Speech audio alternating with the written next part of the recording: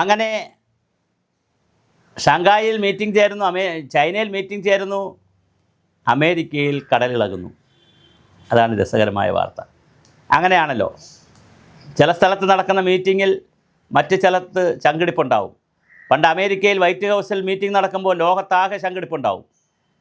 കാരണം ലോക പോലീസാണ് അമേരിക്ക. അവരെന്ത് തീരുമാനമെടുത്താലും ലോകത്തെയാകെ അത് ബാധിക്കും. ലോക വ്യാപാരക്രമം നിയന്ത്രിക്കുന്നതവരാണ്, ആയുധ രംഗം നിയന്ത്രിക്കുന്നതവരാണ്. അങ്ങനെ ലോകത്തിൻ്റെ എല്ലാമായിരുന്നു അമേരിക്ക. സാമ്രാജ്യത്വവും ബൂർഷ്വാസി എന്നൊക്കെ പറഞ്ഞാൽ ഒന്നൊന്നര ബൂർഷ്വാസിയായിരുന്നു. ഒരു ഒരു തലയെടുപ്പുള്ള സാമ്രാജ്യത്വ രാജ്യമാണ്, വെറുതെ ഒരു സാമ്രാജ്യത്വമല്ല.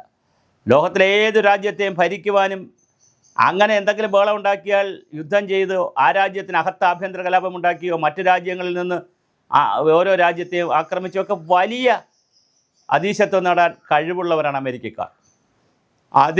അതിശക്തമായ ബുദ്ധി അവരുടെ കയ്യിലുണ്ട്. ബുദ്ധി അവരുടെ കയ്യിലില്ലെങ്കിൽ ലോകത്തിലെ ഏത് ബുദ്ധി ഉള്ളവരെ അവർ വിലക്കെടുക്കും. കാശ് കൊടുത്ത്, സൗകര്യങ്ങളും കാശും എല്ലാം കൊടുത്ത് വിലക്കെടുത്ത്, ബുദ്ധികളെ വിലക്കെടുത്ത് അവർ വലിയ തോതിൽ ലോകത്തെ കീഴടക്കിക്കൊണ്ടേയിരുന്നു. എന്നാൽ ഇന്ന് ചൈനീസ് പ്രധാനമന്ത്രിയുമായി ചൈനീസ് പ്രധാനമന്ത്രിയുമായും അവിടുത്തെ ഭരണാധികാരികളുമായി ഇന്ത്യൻ പ്രധാനമന്ത്രി ചർച്ച നടത്തിക്കഴിഞ്ഞപ്പോൾ, നരേന്ദ്രമോദി ചർച്ച നടത്തിക്കഴിഞ്ഞപ്പോൾ ലോകമൊന്ന് കീഴ്മേൽ മറിയുകയാണ്. അമേരിക്കയിൽ തിരക്കിട്ട യോഗങ്ങളാണ് നടക്കുന്നത്. നമ്മുടെ ഡൊണാൾഡ് ട്രംപ് ആവേശത്തിലാണ്, അദ്ദേഹത്തിന് വട്ടായി. കാരണം ഇനി എന്തെങ്കിലുമൊക്കെ പുതിയ കാര്യങ്ങൾ തീരുമാനിക്കാം, ഇന്ത്യക്കെതിരെ കൂടുതൽ ഉപരോധം ഏർപ്പെടുത്താം, പല കാര്യങ്ങളും ചിന്തിക്കുന്നു. എന്തായാലും ഇന്ത്യ ചൈനയിൽ പോയി, അത് വിജയമായിരുന്നു. നിരവധി രാജ്യങ്ങളുടെ സമ്മേളനത്തിലേക്കാണ് പോയത്.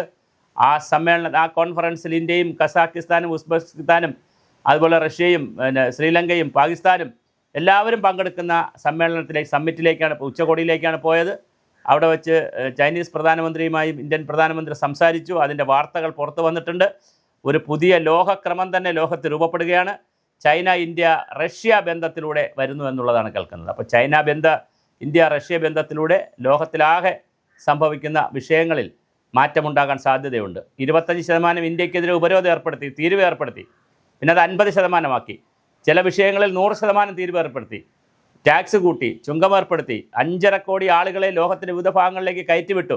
അതിലൊരുപാട് ഇന്ത്യക്കാരുണ്ടായിരുന്നു. ഇതിനിടയിൽ കൂടി നമുക്ക് മനസ്സിലാകാത്തൊരു ട്രംപാണ് കേട്ടോ. ഇതിൻ്റെ ഇടയിൽ കൂടി മോഡിയോട് പറയുന്നത് കേട്ടോ, ഈ ട്രംപിൻ്റെ പേര് ലോകസമാധാനത്തിൻ്റെ അപ്പോസ്തലനായിട്ട് നോബൽ സമ്മാനത്തിന് കൊടുക്കണം എന്ന് പറയുകയും ചെയ്തു. അത് ഒബാമയുമായി ബന്ധപ്പെടുത്തിയിട്ടൊരു വിഷയമാണ്. ബരാക് ഒബാമയ്ക്ക് നേരത്തെ നോബൽ സമ്മാനം കിട്ടിക്കഴിഞ്ഞപ്പോൾ അന്ന് വ്യവസായിയായിരുന്ന നമ്മളെ ഡൊണാൾഡ് ട്രംപിനൊരു വലിയ ആഗ്രഹം, ആരുടെ നോബൽ സമ്മാനം കൊടുക്കണം, ഞാൻ ഇന്നല്ലെങ്കിൽ നാളെ ആ സമ്മാനം വാങ്ങിച്ചിരിക്കും എന്നൊരു പ്രാഞ്ചിയട്ട ലുക്കിലായിരുന്നു നമ്മുടെ ഡൊണാൾഡ് ട്രംപ്. അദ്ദേഹം കോടിപതിയായിട്ടുള്ള ബിസിനസ്സുകാരനായിരുന്നു.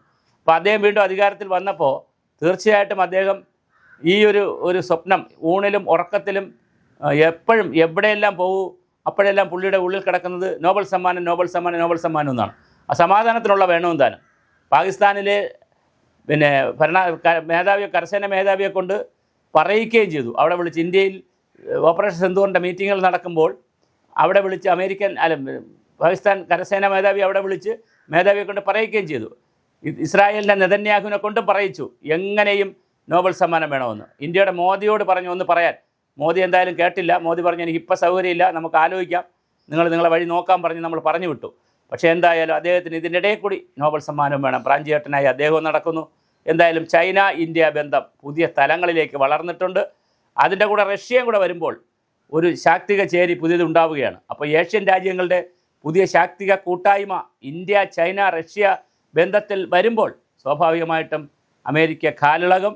ഇനി ഈ കൂട്ടായ്മയിലേക്ക് മറ്റ് നിരവധി ബ്രിക്സ് രാജ്യങ്ങൾ വരാൻ സാധ്യതയുണ്ട്. അപ്പോൾ ബ്രസീലും അതുപോലെ സൗദി അറേബ്യയും മറ്റ് രാജ്യങ്ങൾ, ജപ്പാനും സിംഗപ്പൂരും ഒക്കെ അടക്കമുള്ള നിരവധി രാജ്യങ്ങൾ ഇന്ത്യയെ ഉറ്റുനോക്കിക്കൊണ്ടിരിക്കുകയാണ്. കാര്യം ഇന്ത്യയുടെ ലീഡർഷിപ്പ് ഇവരെല്ലാം അംഗീകരിക്കുന്നു എന്നുള്ളതാണ് ഏറ്റവും പ്രധാനം. അതുകൊണ്ട് തന്നെ ഇന്ത്യയുടെ സുവർണ്ണകാലമാണ് വരുന്നത്. GDPയിൽ നമ്മൾ മുന്നോട്ട് പോയിട്ടുണ്ട്.